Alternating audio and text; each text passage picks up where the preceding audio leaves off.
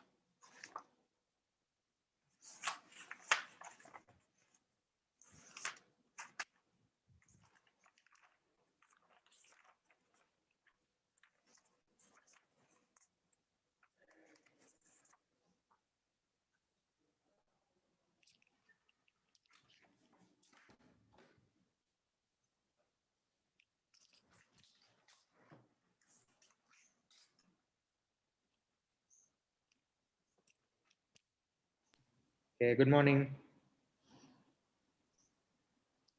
Yes, so a very good morning to the viewers online. Today we are going to talk about the Israel-Palestine conflict and India's stance relating to it. Okay, so I'm just going to tell you the structure of today's conversation so that you can also engage at the right time with us, and we'll be trying to answer you whatever questions you have. Okay, so the first part will be purely dealing with what Israel and Palestine conflict right now is about. So we will be seeing the current history first. Okay, what has happened right now, and why is this having the attention of the world right now? Okay, that is the first thing that we'll be dealing with. Then we'll look at the history of Israel-Palestine conflict. Like, why is it a burning issue? What is the history behind it? So that's the second part. And third part, we'll be looking at solutions. Okay, so what will be the possible solution to resolve this conflict and things like that, and what are the hands in Middle East, like what is the role of US, what is the role of Russia, and what are the equations within the Arab world, and things like that we'll be seeing in the third part. So with these three phases, we will finish the entire understanding of Israel-Palestine conflict without involving India. So all the questions relating to this, you can keep putting in the comments. And once we finish this part, we'll come back to you to answer the questions. Okay. After that, the last part will be dealing with India's bilateral relation with Israel, India's relation with Palestine, and what this hyphenation, dehyphenation is all about, and how should India be playing in this particular game. Okay, so this is going to be the structure of today's conversation. And the first half, Mr. Nishant will be dealing with, because he has a lot of expertise in understanding the political and international relations theory and the scenario associated with it. And he has also some of the friends from the Israel-Palestine area, so he understands the area better. So he'll will engage with that particular thing. And in the second phase, I'll come up with a lot of ideas about how historically India's relationship with Israel has been and how it has to be structured further. And there Nishant sir will be interacting with a number of questions. So this is how the format of it is going to be. And so good morning, Nishant, welcome. Good morning, Bhuvani. And that was a good introduction in regarding to how we decided to structure this. Yeah. So let me say, just take a few seconds to speak about the perspective we are bringing in here. Yeah. So the perspective we are bringing in here is not specifically historical expertise in one sense, or even legal expertise in another sense. It's going to be a holistic approach. So you'll hear multiple voices, and these voices will be as follows. It will include the psychological, the philosophical, the international relations, which is the strategic, the economic angle, as well as the cultural angle and the cultural debates around American capitalism, the role of Israel, and that sort of thing. And of course, the boogeyman or the elephant in the room, the religious angle. Yeah. So it's usually a taboo topic, but I think it needs to be spoken about also. Yeah. So we'll move on, having said that. And I know you guys are all aware about what is happening in regards to Israel and Palestine. We hear that there is a conflict brewing, etc., etc. Right? Currently, it's going on. It's been going on forever. Right? So, what is the current issue? What exactly happened in this place called Sheikh Jarrah? So, let us go from the particular to the general. Okay, we'll take this event, we'll look at what happened around it, who looks better, what is the picture that is emerging, and then we will go back, look at history, and see how a complex interplay of forces has resulted in this particular instance. And it's not something which is so unique in the history and conflict of Israel and Palestine, right? So, first thing, we know that in Sheikh Jarrah recently, right? There was all we heard about in the news was in Al-Aqsa Mosque, there was fighting going on between the Israelis and Palestinians. The Palestinians are putting rockets on Israel. Israel is putting rockets on Palestine, right? So they're all beating each other up. The story has some other beginning. Oh yeah, the story always has a different beginning, right? So and the beginning is sometimes even it appears to be obsolete compared to the amount of damage that has gone on, right? So it starts with Sheikh Jarrah. That's the key word. Okay. Now, what is the Sheikh Jarrah? Sheikh Jarrah is a neighborhood in Israel, in Jerusalem, right? And basically, what it is it's kind of like, if you want to think about, for those who've been to Delhi, like your Karol Bagh, or if you're in Chennai, it's like your Anna Nagar, or in Coimbatore, it's like a town hall. Okay, it's densely packed, and it is what you would call otherwise the marketplace, the downtown of things, right? So what happened in this history of Sheikh Jarrah, right? This goes well back into the history, and we'll look at the history in the second half in more detail. But what exactly happened is, when the Jews were relocated from Europe into the land of Israel, when the Jews were relocated, what happened is they slowly bought property from the people existing there. So they have all the legal paperwork and all that kind of a thing. And they came in and started settling in Sheikh Jarrah. Okay. And then what happened is they had the legal paperwork. And suddenly what happened is, the British wanted to withdraw from Israel and Palestine. We'll go into the history, like I said. Right now, just forget it. This will all be explained later in the second half. Right. So the British had to withdraw from this Sheikh Jarrah place. And though they had legal documents, the British were not concerned with maintaining justice or peace. They just wanted to get out. Right. And that time when the British swiftly withdrew, a lot of Palestinians, for instance, came and, the wars broke out, and they started settling down in Sheikh Jarrah as well, and evicted a lot of the Israelis who had the legal documents. Okay.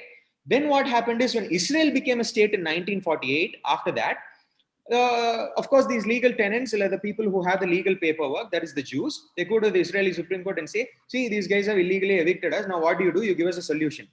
Now, the Israeli Supreme Court says, it took a decent stance. It says, well, the Palestinians have a right to tenancy and the right to being human and all of that, but they can stay there. You can't forcefully evict them, but provided the condition that they pay rent. Okay. Now what happened is, time went on, beyond a point. 4 families, I think it is a matter of 4 families actually, didn't pay rent, and they don't want to pay rent. Okay. It was 4 to 5 families. Okay. Right.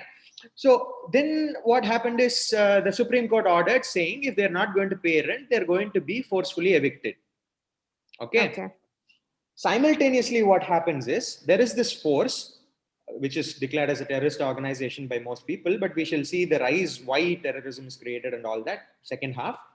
But the Hamas leader, right, Mahmoud Abbas, his election is due somewhere close.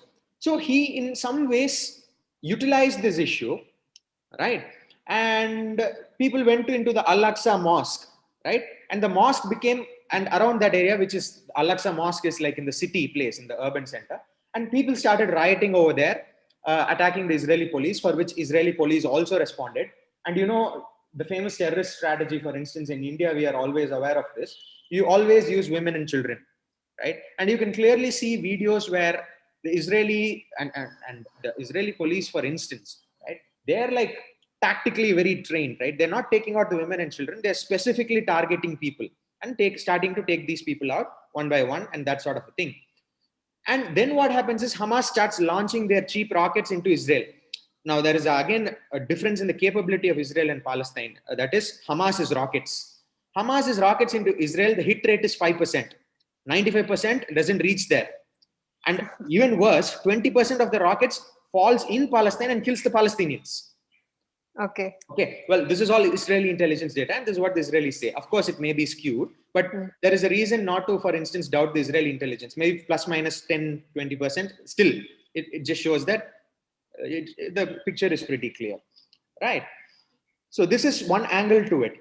And then in response, what Israel starts doing is they start launching their super high tactical and you can say amazing high-end technological rockets, which are specifically targeting certain areas in Palestine, right? But of course, no matter what your tacticality is, civilian damage is going to happen, right? Yeah. As we saw in the case of Al Jazeera buildings.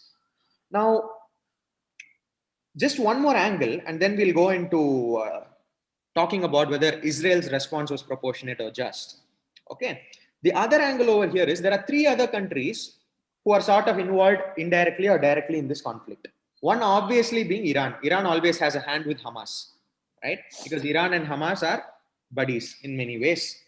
Now, why is Iran involved? Iran wants Israel to get the hell out of Syria. That's their interest. And that is why they're stoking Hamas. Okay. The second angle is Qatar, right? And with Qatar, the foreign policy wing of Qatar in some ways is Al Jazeera. And the Al Jazeera building was taken down, right?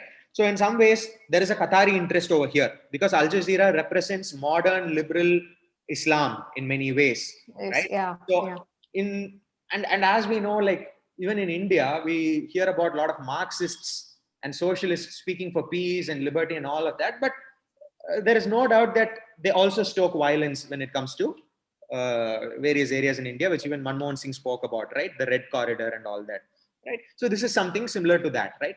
So the media, the role of the media in stoking up violence. And finally, the angle is Turkey, Erdogan's Turkey, right? And Turkey wants to, for instance, team up in many ways with Iran, though they have problems, and be a power center in the Middle East, right? So there are 3 countries who have, according to Israeli intelligence, some piece in the pie. Okay. And there is also one more angle, if I may add. It is like Netanyahu has really lost the confidence of the house there, and so he is in a position where he has to consolidate his thing. So it's also said by media that he is actually trying to use this scenario to demonstrate what kind of capability that the Israeli nation actually has under his leadership. This is also one narrative that they are saying. Yeah, it is a narrative, but I mean, Netanyahu is not Dow by any sense of the term, right? I mean, even if his position is not threatened, if his position is threatened, he's going to do it more, or he's going to show he's more effective in dealing with the threat. If his position is not threatened at all, he may even go ahead and use disproportionate violence because it's not threatened. Right. Okay, they are saying it because after the 2000s, this is the first time that they see a large-scale violence. There is which they call a large-scale violence. Yeah, makes sense. Yeah, that is why they are coming up with this explanation that Netanyahu is feeling threatened, etc. Yeah. So now this question is about. Now let's talk about this from the perspective of international law. In international law, there is this concept called proportionate response. Okay. So you're talking about the just war. Yeah. We're talking about the principles of just war. Do you want to just give a heads up to the people on what it is? Yeah. So just war theory speaks about, just ad bellum and just in bello. Okay. So The just ad bellum means the means of how you resort to war. Okay. And it has like four things. The first one would be, it is the competent authority which has to actually wage a war. Okay, so that is an important thing. Then there should be a just cause involved. Just So cause, yeah. there is again this problem of we have multiple truths in Hmm. this world, especially I think in the postmodern world, if I'm right. Yes. Right, so each of them would call their cause as the just cause.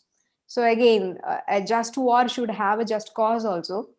It should have the right intentions, meaning the ends that they wish to achieve out of it should be really just. It should be compatible for harmony. Then the violence as a part of a war should only be the last resort. So this is what should govern a war. Okay, how one should resort to war, or why one should resort to war, should be based on these four principles. That is what we call jus ad bellum. So, jus in bello, what does it talk about? It means how the war should be conducted per se. Iduvaiku we saw how we should resort to a war. Now we are seeing how one should conduct a war. Okay, so in this principle, it talks about two important things. The first one is called the double effect. In double effect talks about both the factions that involve in a war are supposed to have some collateral damage, right? So when you go for a war, you should see that reasonable measures are taken to avoid the kind of collateral damage that the public and the civilians might actually undergo during a war phase. And the second one would be, the force applied in a war should always be proportional to the threat. It should not be disproportionate. For instance, if the people on the other side of the warring faction are coming up with just handmade tools, and you just kind of are ready to launch nuclear missiles, or some very good sophisticated missiles at them, it cannot be a proportional response, right? So your proportionality matters a lot when it comes to a war. So these are the two things that while we talk about just war. But I have some interesting observation here to make. So when we are talking about just war in the case of Israel, because just war theory itself has a lot of underpinnings from Saint Augustine's idea of what a Christian mission war should be. Okay, what is just and unjust there. Now we are applying it to Jews versus Muslims versus a lot of factions over there, and it's like a lot of people there. Okay, so imposing this image on Israel and seeing that itself, I find it as a general contradiction over there. But in studying international relations, I think this is the way we generally do, and therefore we have to go with this category. And if we ask whether it has been a just war that Israel is doing, or it has been involving in the few decades, the first thing that I would like to highlight is um, Israeli army is considered the most moral army in the world. Okay, according to the international understanding, about armies and security forces, Israel seems to score the highest moral army in the world. Okay, then they call something called the spirit of IDF, the spirit of Israel Defense Force, through which they say that they train their defense personnel in a way that they don't involve in cheap violence. Okay, their aim should only be their targets whom they are supposed to deal with. uh, Even killing is not their aim. Okay, only that kind of an image they put up in the world arena. And they also have this thing called purity of arms. Whatever arms and ammunitions they use, they say are supposed to be for the just cause. They shouldn't be used targeting, like for Nishant, Mr. Nishant had earlier spoken about how they didn't target women or children. So they are kind of more ethical when it comes to war perspective. So this is what we generally hear. But if you speak to the Palestinian people and the activists who are involved in the Israel Palestine conflict, the scenario might be a little different, because they say that there are instances where Israeli defense personnel have involved in disproportionate violence, and during those times, I think their general um, reason will mostly be this is not a war between sovereign states. So they call the factions they are fighting with as faceless terrorist groups, and they kind of find it as a reason to go beyond their this thing. So this is one thing which Mr. Nishant can deal with in some time. But before that, adding just one more thing. So what we saw as Just Ad Bellum and Justin Bellow is about resorting to war and the conduct of war. And we have one more interesting addition made by a Kantian, which is who is Brian Orent. Okay, he speaks about just after war, just post bellum. Okay, so while talking about solutions, I think we can talk about this just post bellum. But now, Nishant, you can add about how just this war is. Yeah, I mean, that is a lot and quite a detailed exposition. That's true. Justin Bellum, what is justice? We saw the problem of justice, right? I mean, these are debates which haven't been resolved. So, I mean, now people will sit and argue. Once the war takes place, now people will sit and argue about what justice is based on their perspective, right? Now, was the war just, right? And thank you for bringing in Saint Augustine and all of that, right? A lot of it, but Justin Bellow and Just Ad Bellum are recognized principles in the United Nations and in international law. There's no doubt about it, right? Yes, yes. So any debate that we speak about in the world are framed in these terms, okay?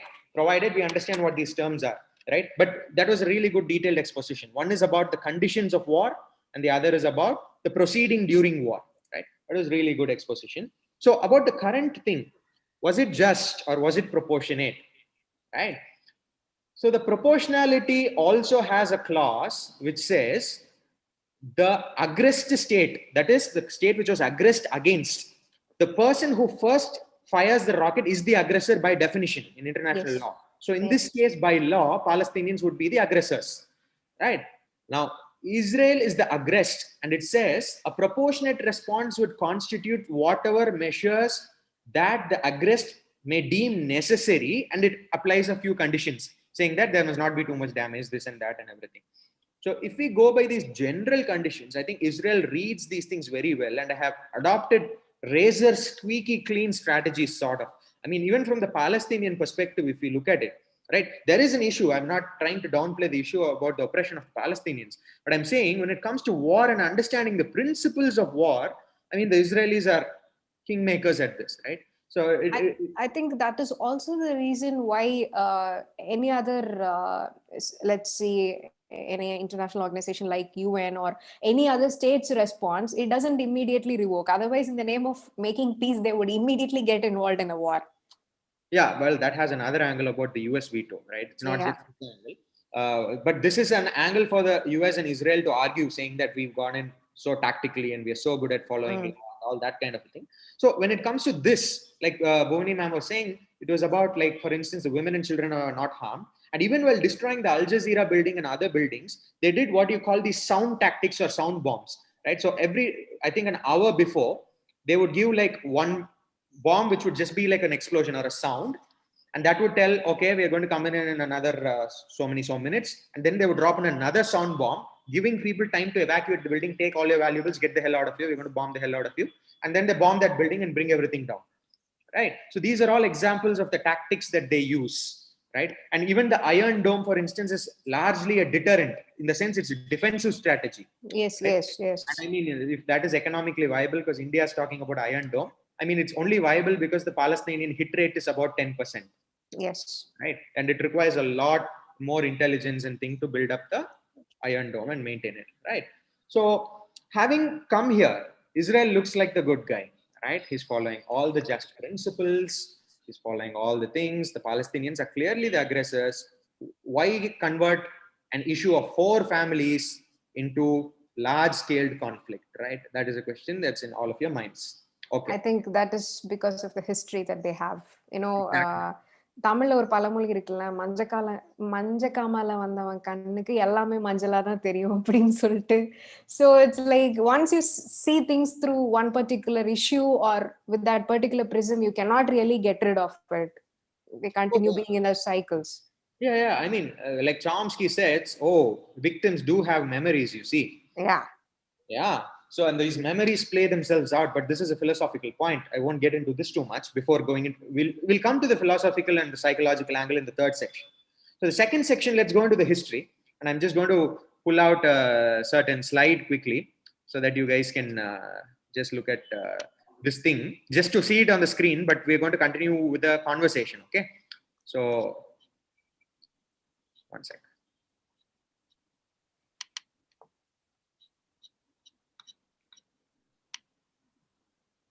Yeah. There we go. Yeah, I hope you guys can see the screen. I'm sure everybody can see the screen, right? Yes. Okay. So this is going back to my lecture on the Indian traditional knowledge systems. We won't be going through the religious angles quickly, but we will look at the religious history, right? I just pull these out so that it can be a revision. And those who haven't watched it, I suggest you watch this part of the lecture at least, right? So I only spoke about it for some 10-15 minutes. So the Abrahamic religions are three, or the Semitic religions are three, which is Judaism, the holy books, Christianity, and Islam. Okay. Now, what is the nature of the religious history of the Jews? And what is the problem with the Palestinians, for instance? Right? See, it is essentially a problem of origins, which is mentioned in the Old Testament. Okay. One is the problem of origins, and one is the problem of the return. Okay. Now, the problem of the origins is as follows, right? The promised land or the holy land of Israel. Now, it is holy for all three religions, right? That is Christianity, Judaism, and Islam, right? Christianity because of the Church of the Sepulchre, and Jesus preached there. And of course, Jesus preached in Jerusalem. He was born in Bethlehem, right? For the Muslims, because Al-Aqsa Mosque, where the Prophet took his nightward journey to heaven on a unicorn or a horse or something like that. And for the Jews, it was, of course, the land of the temple, the land that God promised them, right? According to the Bible, the Old Testament. The Bible says basically that as the Jews keep committing sin or accumulating sin, they will be punished by God, for which they will be banished. And then we see, for instance, they're banished to Egypt. Moses brings them back to Israel, and then the temple is again destroyed, and then they're banished to Europe. Then there is a Holocaust, right? And then they're relocated into Jerusalem or Israel with the help of the Christians. Okay. Now, this is their religious background. So they see it as their entitlement, the promised land, and they draw their descendants or origin through Jacob. Okay. And Jacob being Abraham's grandson. Okay. Now, what about that is the lineage of Isaac, for instance. Now, what about the Palestinians? The Palestinians, we know, are Islamic, and they draw their origins from the Abrahamic story, but through the concubine's son called Ishmael. Okay. So they believe that it is through Ishmael, and therefore this is their promised land. Okay. So now this is the religious origin of the problem. Okay. Now, these two communities, before this phenomena called colonialism, were more or less living peaceful side by side with each other. Okay. But then, like the cutting up of the Chinese melon or the splitting up of the African pie, the Middle East was also split up, right? Between the various European powers who are vying for gold, God, and glory, right? Which continues in the rhetoric of America till today. Okay. So now this is basically a part of the religious history. Like, I think this much is enough to understand what we're going to talk about going forward, right? Now, coming to the secular history, right? Now that I've laid the background in the religious history, let's come to what we call the secular history. So with the secular history, what happens is, for instance, during the World War, the various world wars, there is something called as the Balfour Declaration in 1917. Okay, I put it up here. Okay, this Balfour Declaration, which also India spoke about, and the background, this is in 1917. And the background to the Balfour Declaration, or the people who were interested in this Balfour kind of declaration, where this cultural movement, a religious cultural movement, you can say a political and religious cultural movement called the Zionists. Okay, and the Zionist Congress in 1890s was what they were the major people who helped draft the Balfour Declaration. Okay, now these Zionists make up a large section of the British elite and currently also the American elite. They're called the Zionists. And Zionists, we generally think only in terms of the Jewish people. Okay, now there you may ask a question: what is the difference between being a Zionist and the difference between being Jewish, and what is it to mean to be an Israeli? Three words: Israeli, Zionism, Judaism, Jewish. Now, Jewish is the religion. Okay, right? Now, Israeli means that it is again your claim to the land is largely religious in nature. The promised land of Israel, the land of Canaan, which includes, for instance, Samaria, right, and Judea, which should be promised to the Jews. Okay, and this is a story that the Christians also believe. For instance, their disagreement is only about role of Christ, but they also believe this. It's a part of the Old Testament. Okay, now that is why you see a certain collusion between Christian Zionism and Jewish Zionism, because they believe the same story. Their disagreements are somewhat, they can sort it out, you see, but the land is that it is that of the Jews is very clear, and it's very different from that of Islam, right? This is what the Zionism, the history of Zionism is in the West, right? Now these Zionists drafted certain things, and they were, for instance, looking to bring about a certain sort of a solution to the Middle East, right? That is to the Israel problem. But what the British did, like they did in the India cases, they withdrew abruptly. Okay, but at the same time, the UN was created, and you had something called the UN plan, and the UN voted on it. Correct. And the UN plan looked somewhat like this. I just want you guys to look at the 1947 map. Okay, how this was. That was the amount of Palestinians in the green, and the Jewish settlements were the white things, which Britain started, because it's the promised land, they started taking the Jews out of Europe and settling them back here. Also, there was the issue that they had bad publicity, because they carried out the Holocaust. Right. So now if you can make people forget this thing, oh, we are good people, we are helping the Jews because we slaughtered them. That sort of a thing. Of course, Germany slaughtered them, no doubt about it. But it is not like there is no anti-Semitism either in England or France. It was a European phenomenon, this anti-Semitism. Okay. So now they start relocating them back into Palestine. And then what happens is the UN comes up with a certain resolution plan, right, to this issue, because Britain abdicated its responsibility. And then you can see map number 2. This is the two-state solution that we hear about in the news. Okay, Israeli land, Palestinian land, separate Israeli government, right, for Palestine, which will include, for instance, the Gaza, which you can see on the left, little strip is Gaza, right, bordering Jordan is called the West Bank.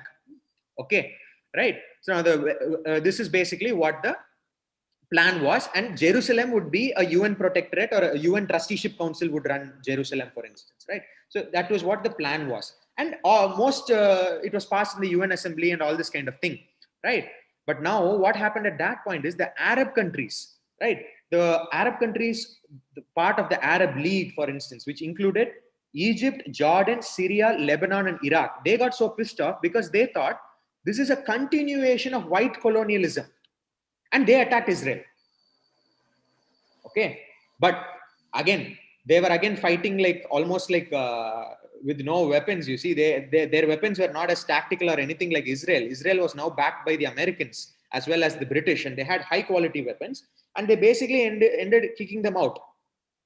Okay, and using this time period also, Israeli diplomacy gets the world to accept UN as a nation state in 1948.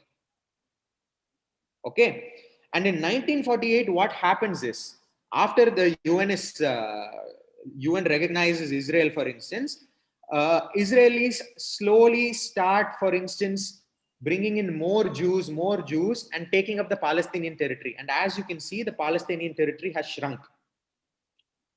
Right? Can you see it shrinking slowly? So going back here to the chronology, this UN plan, for instance, had something called the Green Line, which is like India's ceasefire line. Okay. But ever since that line was drawn, Israel keeps violating it. and it has violated it multiple times. And when the Palestinians respond, right, because I mean, if you're an oppressed people and if you act in a certain way out of a certain rage, you can claim that they're violating international law. Plus, Palestine is not a nation state, mind you, right? They can claim that they are illegal and they can go after them. And this has been happening, you can say, incrementally and with a certain force, right?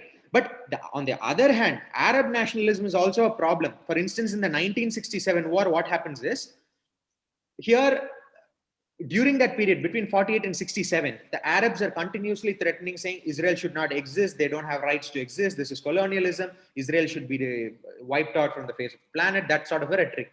In 1967, what happens is, Israeli gets a right-wing prime minister into power, and they go on a full-day offensive 6-day war.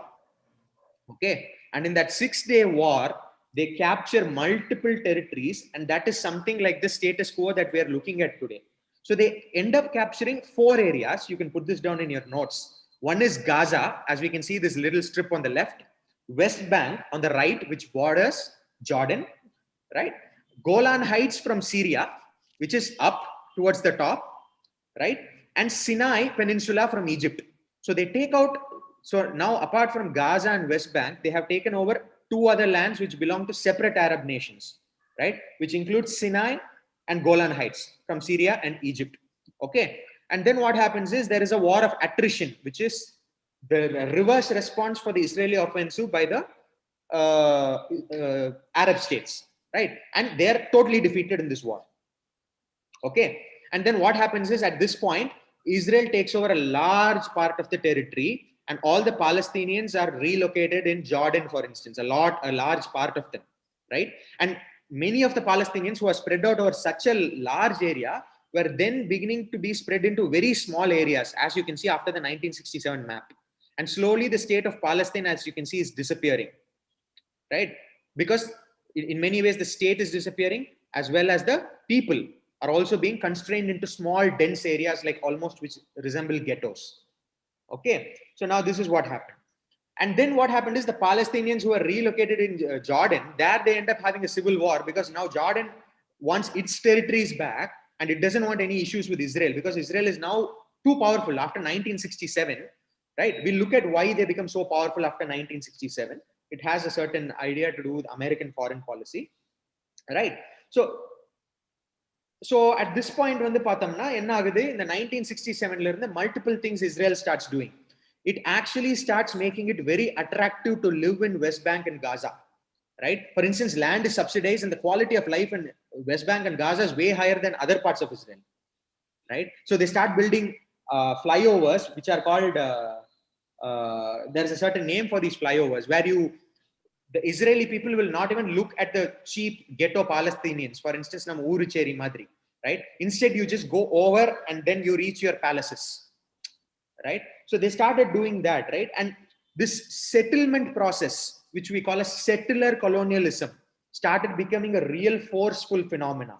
And the argument given by this settler colonialism, it is supported by the right-wing government in Israel, the right-wingers in Israel, is always the religious language. It's our land. How dare the Palestinians be here? We are only taking back our rightful land. Okay. So this is what starts happening since 1967. In between, UPSC perspective, important point, 1973, there was something called the Yom Kippur War, where the Arab nations, out of frustration of losing land in 1967, start trying to attack the Israelis during their holy festival. That war also, Israel beats the shit out of, for instance, the Arab nations, right? It's a clear mandate. It's a clear victory, right? And then what happens after 1973? By now, Egypt, Syria, and the other nations are like, I don't know if we have to go into this Palestinian question too much, right? The Arab nationalism starts breaking down, because now US foreign policy, we look at the role of the US later, where new kind of poles start developing, right? Because Saudi Arabia, for instance, has nothing to do with Palestine. They have more interest. They get so much US money, for instance, right? So Arab nationalism started breaking down, right? But this problem keeps brewing and brewing and brewing. And in 1978, there was this thing called Camp David, which happened, which tried to bring about a solution for this conflict. Okay, in Camp David, the three parties involved themselves. One is the Egyptian president called Sadat, Menachem Begin, the Israeli prime minister, who's right winger, and of course Jimmy Carter from the US, right? And Carter actually wanted to bring about like a solution, but sadly, just before this meeting, the right wing gets elected to power. Right before that, it was the Labour Party. So Israel has two factions, the left and the right. Right. So the left faction is the Labour. The right faction is called, I think their name is Lemuk. Is it Lemuk? Likud. Yeah, it's called Likud. Okay, which is represented by Netanyahu. Okay. So they end up coming into power, and at that point, Egypt is just happy if they return the Sinai Peninsula to Egypt. They don't want anything else. And then slowly what happens is this UN plan that we see, this two-state solution, even Egypt stops talking about it, and they say, you will give back our Sinai Peninsula, which Israel does around the 1980s after this Camp David thing, right? And this Camp David Accord was mostly rejected by the international community because it did not even involve the Palestinians. It was three countries deciding about the fate of a different people, kind of like our Simon Commission. Right? Now that was a huge problem. And then going back from that Camp David, as you can see, I spoke about Yom Kippur, and Camp David One Life said the winners were Egypt and Israel, obviously, because Israel made sure that that issue was off and it could continue this settlerism. It could continue doing this settling in. And Egypt, of course, got the Sinai Peninsula back, and they had their own interests. They had their own issues with the Muslim Brotherhood coming up, etc., etc. Next breakthrough, between this period of 1970s and let us say the 2000s, a huge violence or civil war starts breaking out in Palestine, and that is referred to as the Intifada. The first Intifada, which comes about in the 1980s, which is resistance against, for instance, the Israeli regime, right? Now in 1990s, another effort is made, okay, where there is a certain breakthrough. If any accord is the most important, it would be the Oslo Accords. Okay, it was mediated by Bill Clinton, which you guys must all know. Okay, Rabin, who was the Israeli president, Israeli prime minister, and as we all know, Palestinian Authority order Yasser Arafat, who got the Nobel Peace Prize. In the idhula enna agudunna, Yasser Arafat, for the first time, the Palestinians recognize explicitly that Israel has a right to exist. Okay, and in return, they asked the Israelis and the Americans to say, in return, you say that we also have the right to national self-determination. So it's a big breakthrough. After being on each other's throats, no, they have agreed.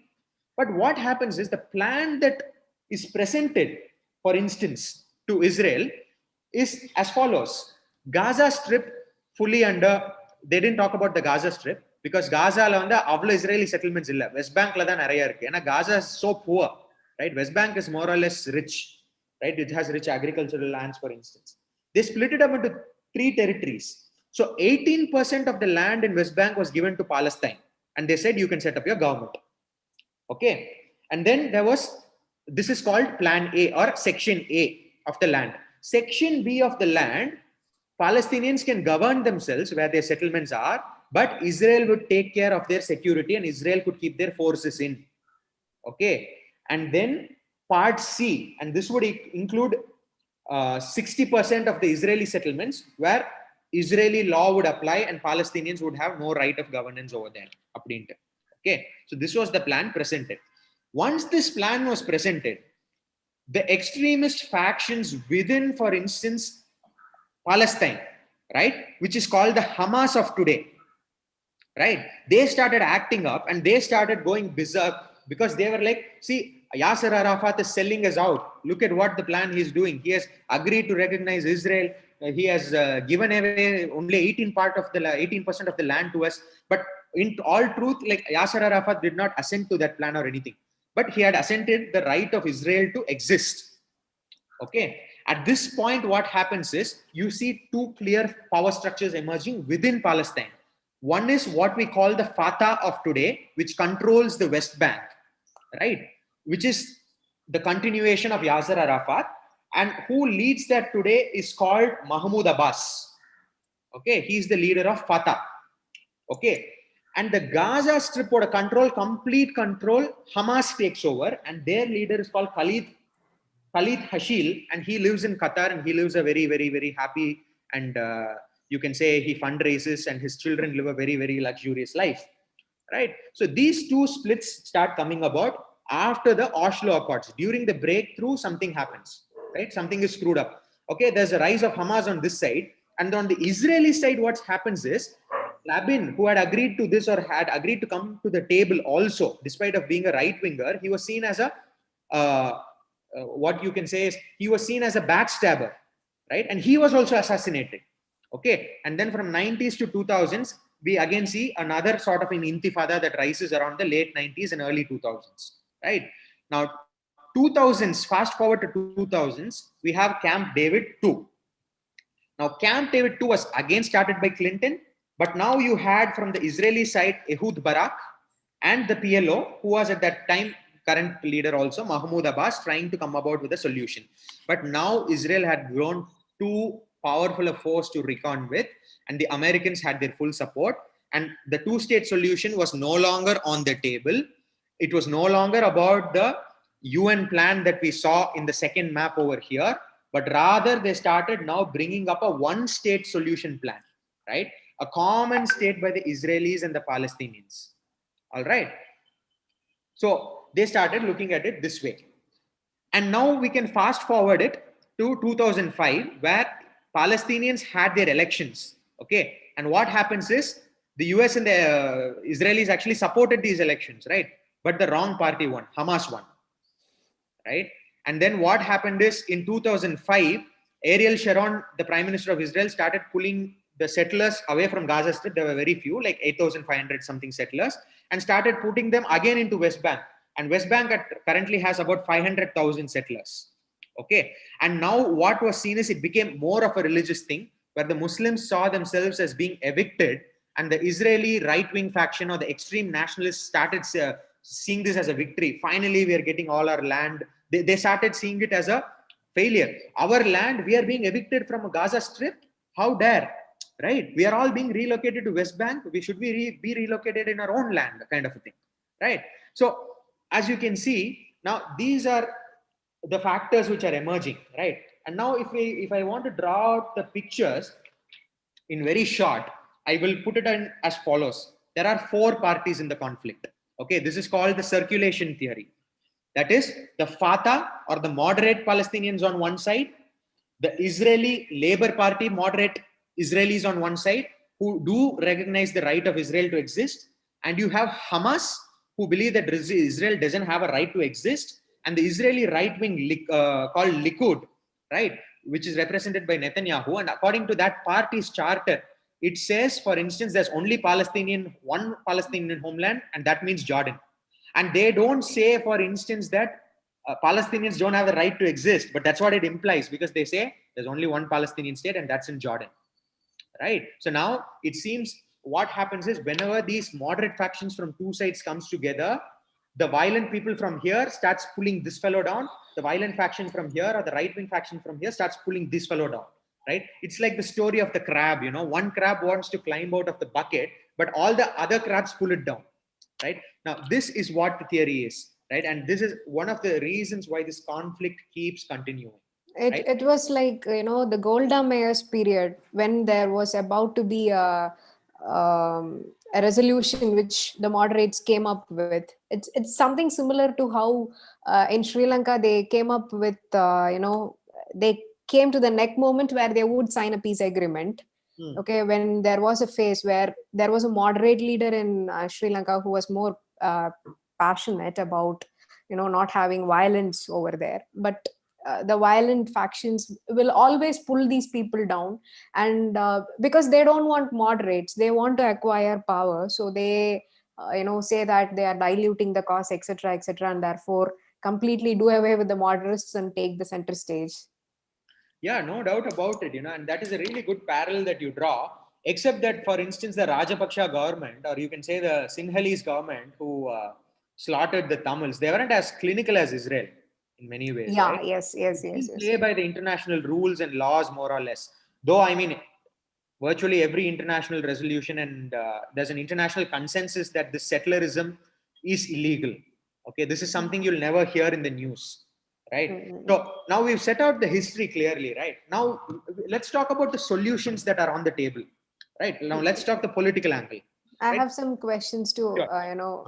ask. So not as questions. So I would like to clarify at this point, after knowing history, actually, can we close the screen sharing? Do we have something more to do in the slides? No, it's done. I'm going to just stop share once. Yeah. So my question is, point number one, is this a claim for nationhood? Is this a war for nationhood? Or is this a religious war?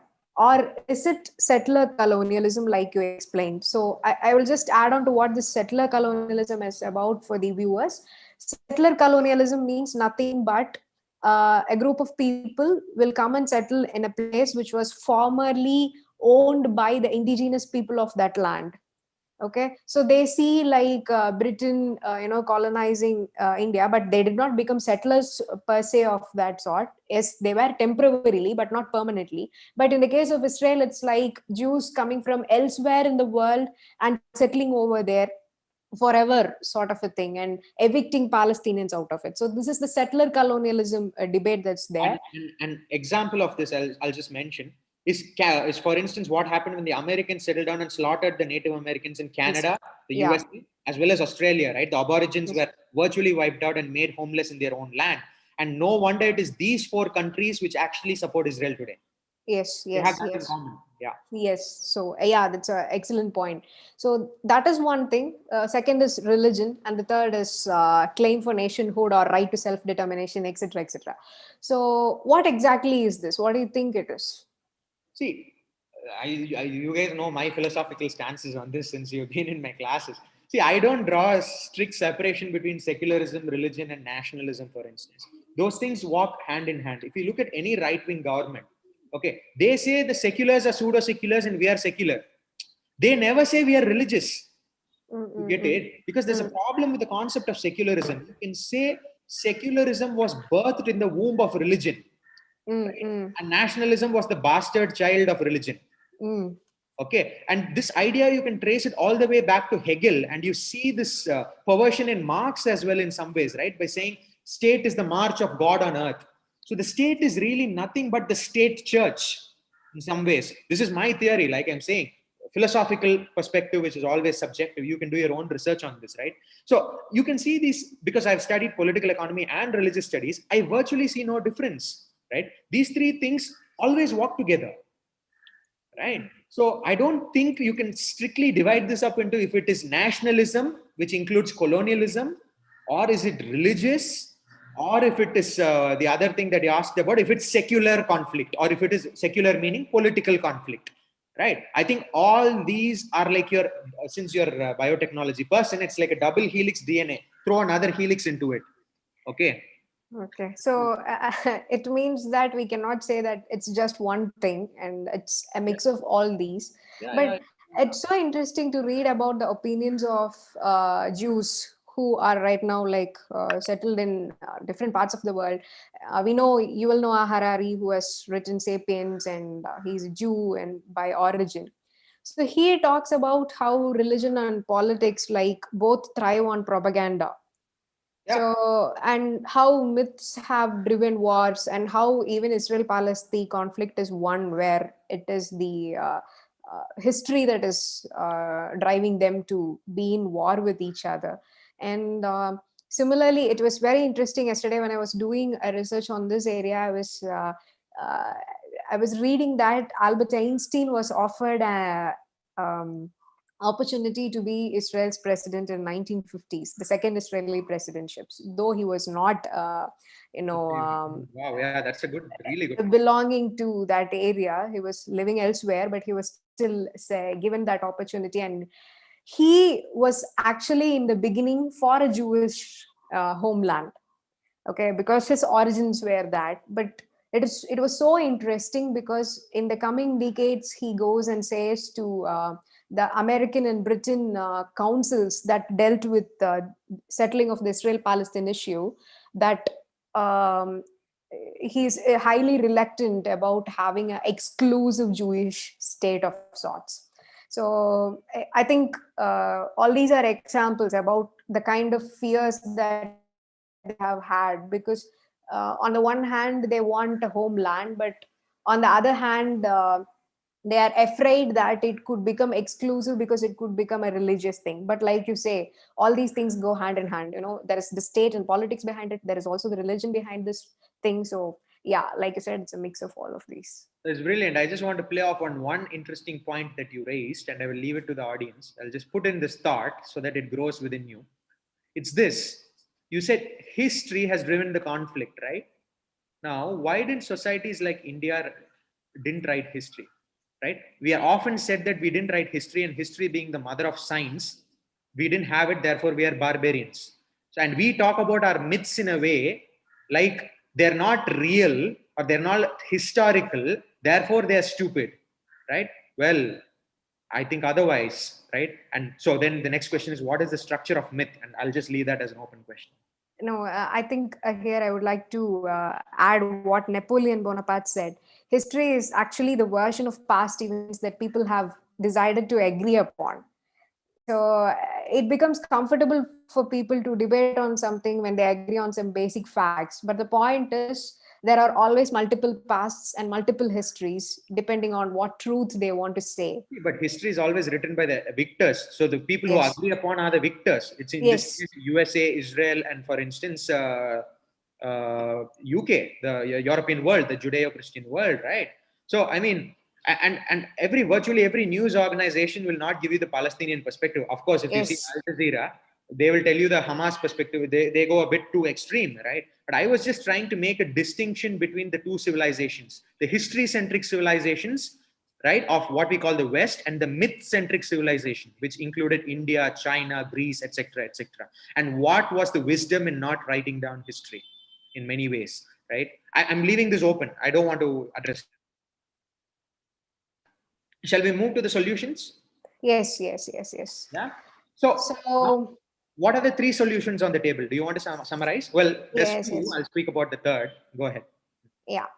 So there is this two-state solution, which I know is a culmination of what began through the Peel Commission. Okay, so that is when they started talking about what the ideal solution would be.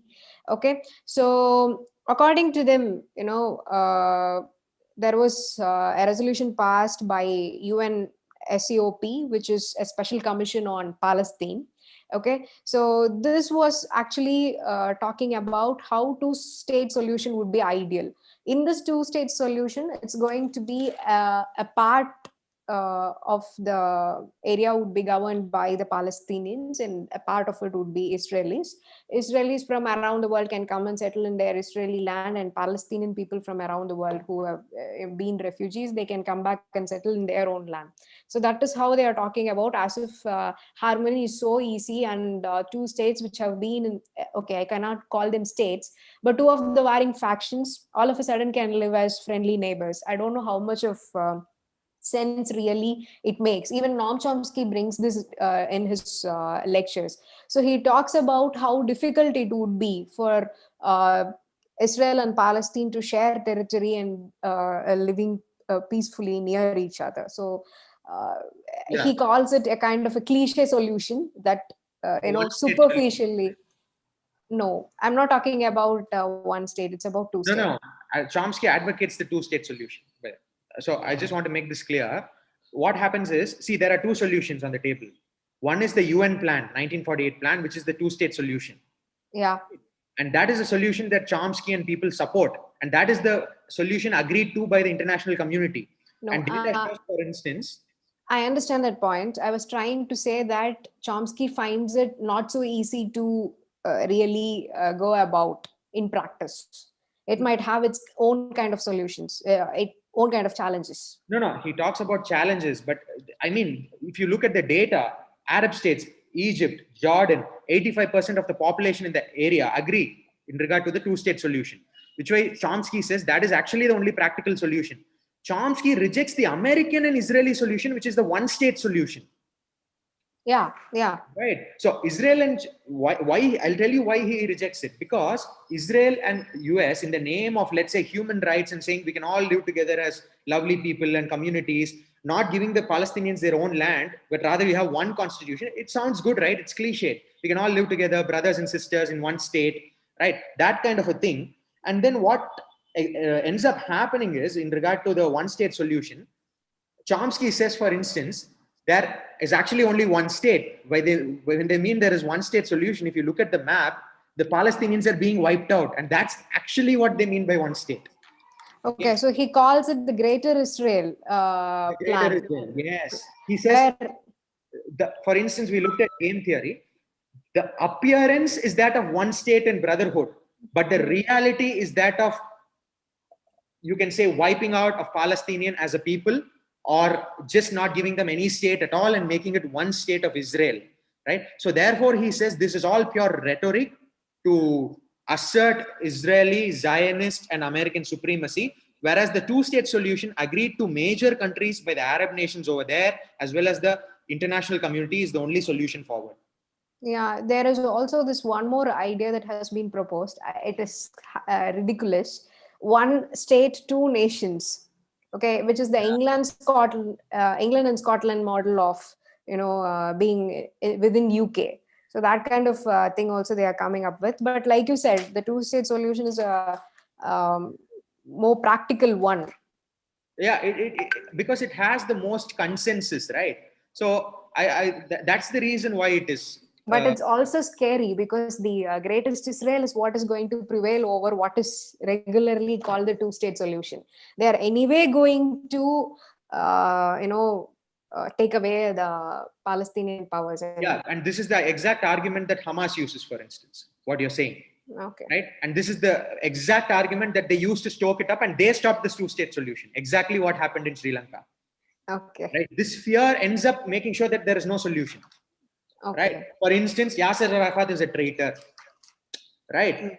This fear that Greater Israel will prevail. They don't believe in the UN also, because they believe that, and there is good reasons for it. I'm not saying Hamas also does not have good reasons, but of course there's no good reason for violence. But I'm saying this fear and mistrust stops the only practical solution from emerging. Okay. And it actually, this perspective of the Hamas only helps the Israelis. It doesn't help the Palestinian people. And another interesting fact, the Hamas was propped out by the Israelis, and this was admitted to by the Israeli foreign minister as well as ambassadors. And they consider it to be a grave mistake. Right? Just like what happened with Bindranwale and Indira Gandhi, just like what happened with Taliban and Al-Qaeda. Right? Yeah. So this history repeats itself like anything. If you support violence, you will become victim of it one day. Yes. Right. So that is what it looks like. So now bring in the role of the US and talk about this before we move on to the Indian angle. So no, I just thought I'll add about this just post bellum, meaning post-war. Sure. Right. So now that we are talking about solutions, so this person, Brian Orend, he says the end of the war should come necessarily with, the 5 basic things. The 2 of the things he already takes it from the Jus ad bellum and Jus in bello. Okay, so where he says the termination of a war should be at a point when there is a just case for termination, meaning the goal is rightly achieved. Okay, there is no ambiguity about any contestations about how this could have been, etc. So it should be at the right moment, and when the just cause has been attained, and or the right intention which they intended to do at the beginning of the war has been achieved. So that is one thing he says about war. But how to operate after war, post war, is which we don't see happening in Sri Lanka, for instance. They agreed on giving human settlements for the refugees, which they did not do. India gave a lot of money for infrastructure, but they did not really create it. How much of it has happened on ground is a question mark in Sri Lankan case, right? So while talking about post-war scenario, he says a public declaration and promise of what should be given, okay, what is going to happen, is of all the very necessary thing. And they talk about a proper legitimate authority which should come into place. Thereafter it should not be a chaotic scenario. Okay, they win. Sometimes it happens, right? They factions tend to get into a civil war, and one of them win, and then the picture will become chaotic because they don't know what is going to happen. So there needs to be a legitimate authority in place, which in Israel Palestine case they have to decide who, if the majoritarian Jewish people are going to rule, what will be the scenario for Palestinians, and what kind of an equation they are going to come up with when it comes to ruling, the politics of it. Then there is also this thing where there should be a proper discrimination about the structure of what is going to be military, what is going to be political, and what is going to be civilian. Okay, only then there can be a peaceful state. So this is also something that they speak about, and also proportionality of peace. Now that this is a newly found state, there could be tranquility in a lot of things, right? Even in terms of peace, we do not know how much of peace would prevail.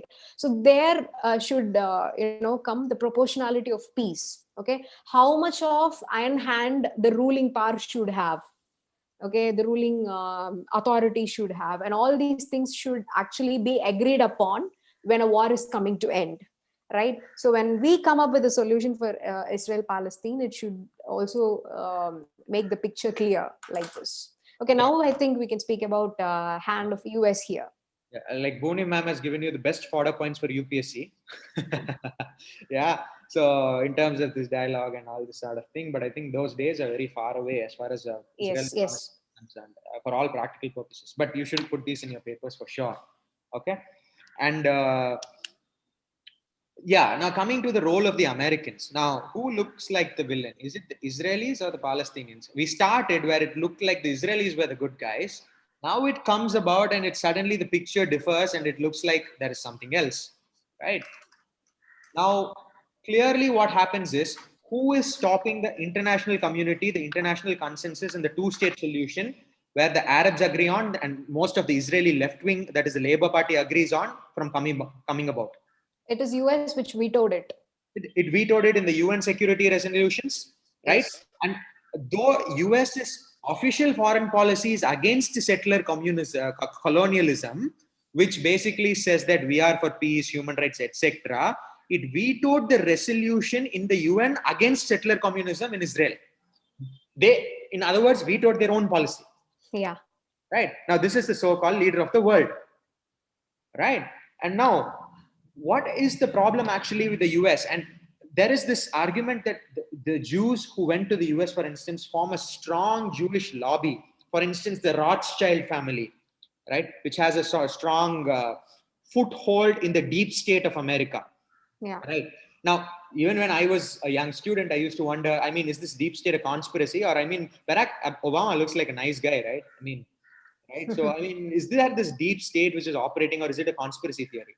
But I think with the WikiLeaks revelations, as well as Edward Snowden, it shows that it clearly exists, right? The military industrial complex, the business of war, right? Which they try to do. So they are interested in this business of war, their culture of consumerism. And what is the ultimate consumerism for you? War. We love war games, right? Call of Duty, guys, come on.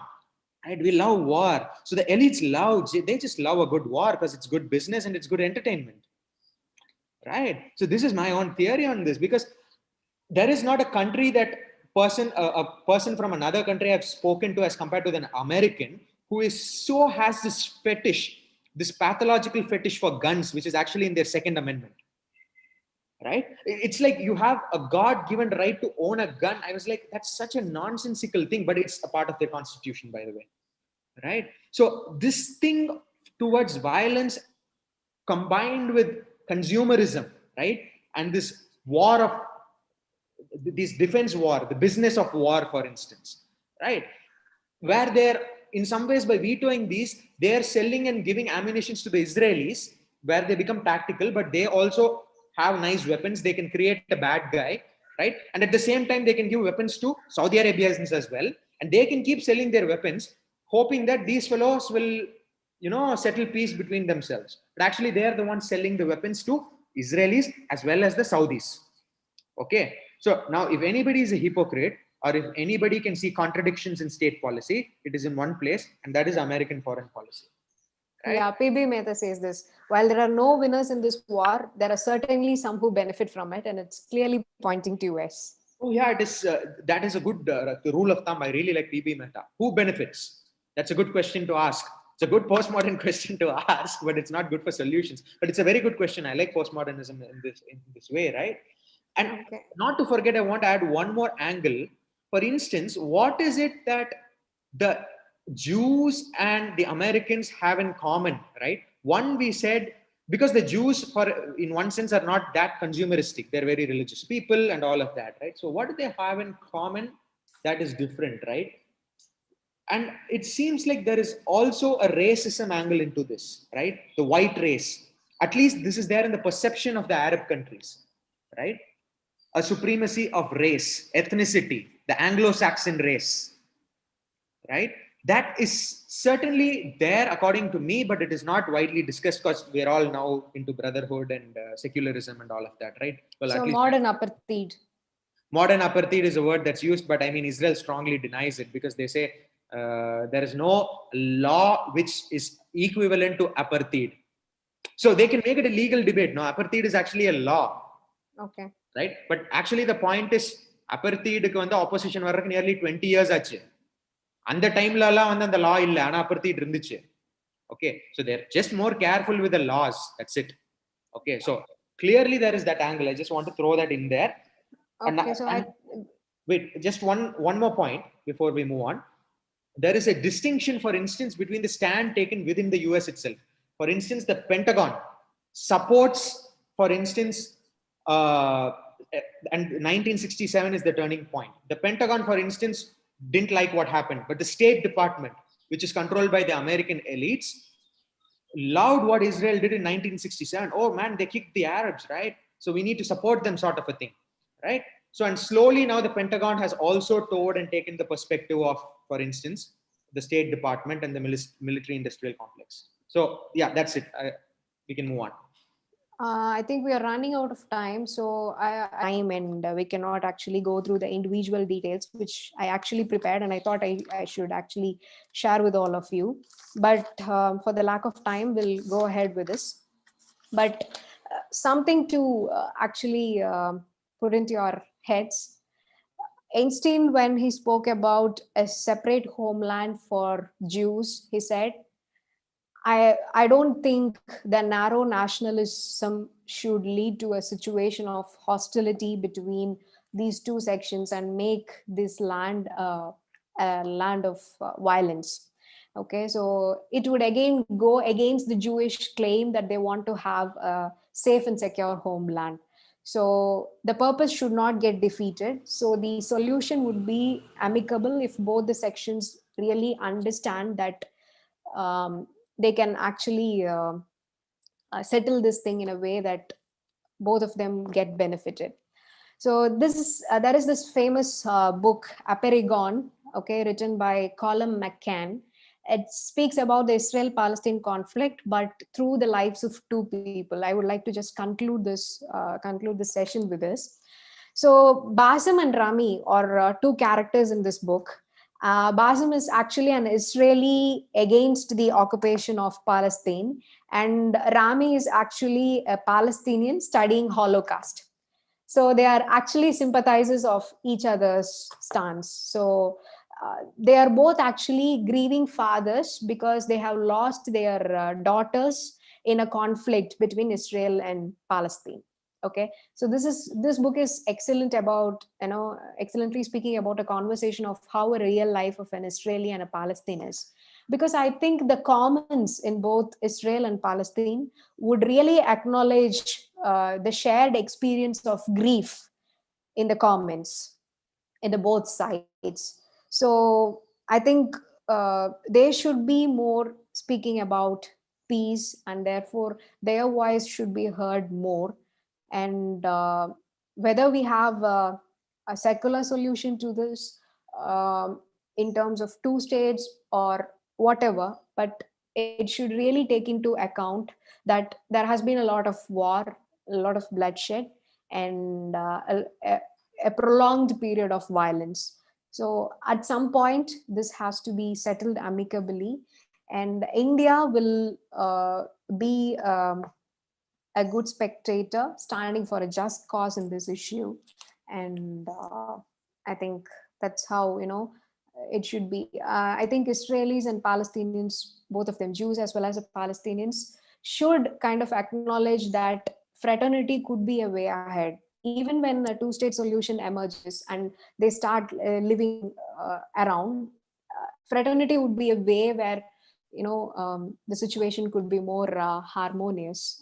And we are yet to see what will happen. And like Nishant sir pointed out, it's too far away and too early to imagine what would really happen. Yes, I think I'm done. Yeah, thank you for that, especially the ending. It was quite a poignant note. And as human beings, we can never give up hope for goodness and peace, right? So, though the issues look stark, we should recognize the reality, but never lose hope. And thank you really for that very poignant ending. So, should we just look at the questions, answer them quickly? I've already looked at it, or should we call Okay, it? then you can go ahead. Yeah, No, quickly we can go ahead. yeah, quickly. First question. Yeah, okay. So Bhuvneshwaran's first question.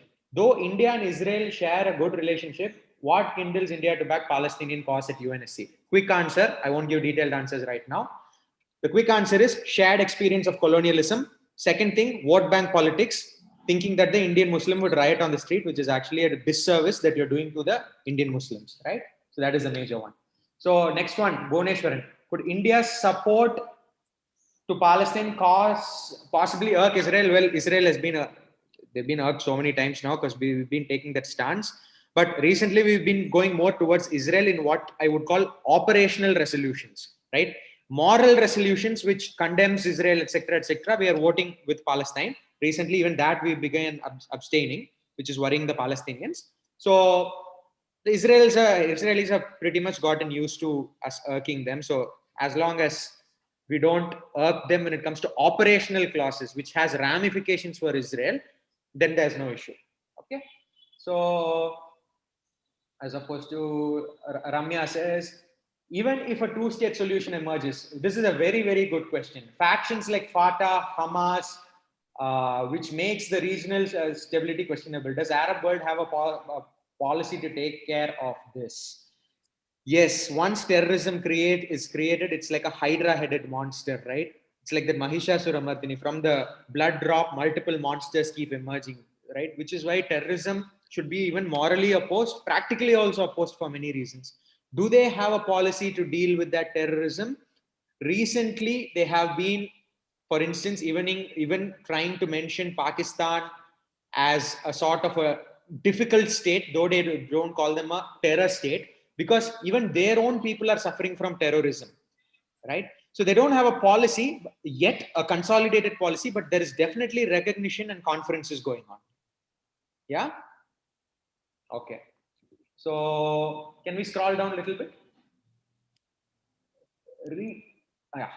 Recently, the Arab world is making peace with Israel, though it disappoints Palestinians. What is the genuine and exact cause for the sudden shift of the Arab world? Very simple, the culture of consumerism and capitalism. Everybody wants to eat at McDonald's, where Louis Vuitton, have, especially the Israeli monarchy, want to date all these like very attractive Hollywood women, etc., that sort of a thing. Yeah. Then you have Ramya. In this conflict, what's the larger role of Iran? Okay, so let's not go into Iran. I'll at least need 10 minutes. So I'll probably deal with that question when we do West Asia relations. And finally, Vijay Kumar.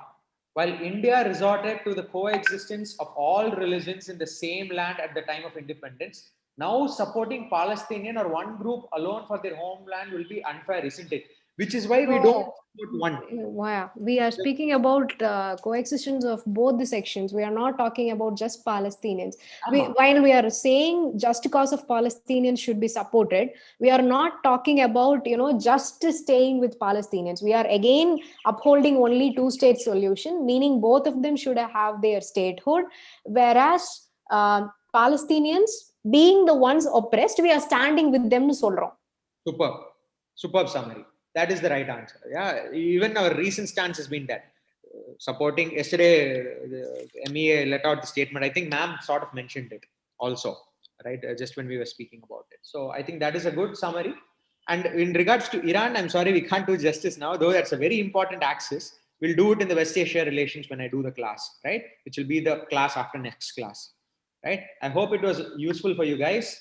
And we have brought in, as I said, multiple perspectives, multiple dimensions, so that you get a grasp or a hold or a whiff of this issue, a feeling for this issue, right? And you're going out less confused or more clearer than you already are. If you have doubts regarding whether solutions will emerge, that's a good thing. Yeah.